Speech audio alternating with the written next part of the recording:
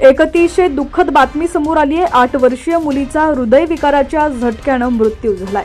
शिक्षिकेला वही दाखवत असतानाच तिला झटका आला आणि यातच तिचा मृत्यू झालाय।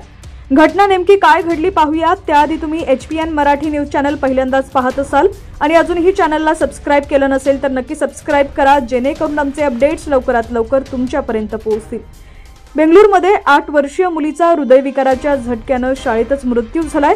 चामराजनगरमधील सेंट फ्रान्सिस शाळेतील ही घटना आहे।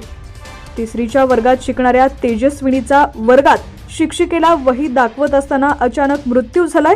वही दाखवत असताना ती अचानक कोसळली। त्यानंतर तिला जवळच्या खासगी रुग्णालयात नेण्यात आलं, मात्र त्या ठिकाणी तिला मृत घोषित केलं। डॉक्टरांनी तिच्या मृत्यूचं कारण हृदयविकाराचा झटका असल्याचं सांगितलंय। तेजस्विनी तिच्या आई-वडिलांची एकुलती एक मुलगी होती। बदनागुप्पे गावातील लिंगराजू आणि श्रुती यांची एकुलती एक मुलगी तेजस्विनी वर्गात अचानक कोसळली। शाळेच्या कर्मचाऱ्यांनी तिला तातडीनं खासगी रुग्णालयात नेलं, मात्र दुर्दैवानं तेजस्विनीचा त्यापूर्वीच मृत्यू झाला होता। विद्यार्थिनीच्या मृत्यूचं कारण हृदयविकाराचा झटका असल्याचं डॉक्टरांनी सांगितलंय। एकुलती एक मुलगी गमावलेल्या आई-वडिलांचं दुःख अतिशय हृदयस्पर्शी होतं। मुलीच्या आई-वडिलांचे मोठ्याने रडतानाचे दृश्य दगडाचे हृदयही पिळवटून टाकण्यास पुरेसे होते। प्रौढ व्यक्ती सहसा हृदयविकाराच्या झटक्याने मरतात, मात्र आजकाल अशा आरोग्याच्या समस्यांमुळे लहान मुलेही मरत आहेत, ही चिंतेची बाब आहे।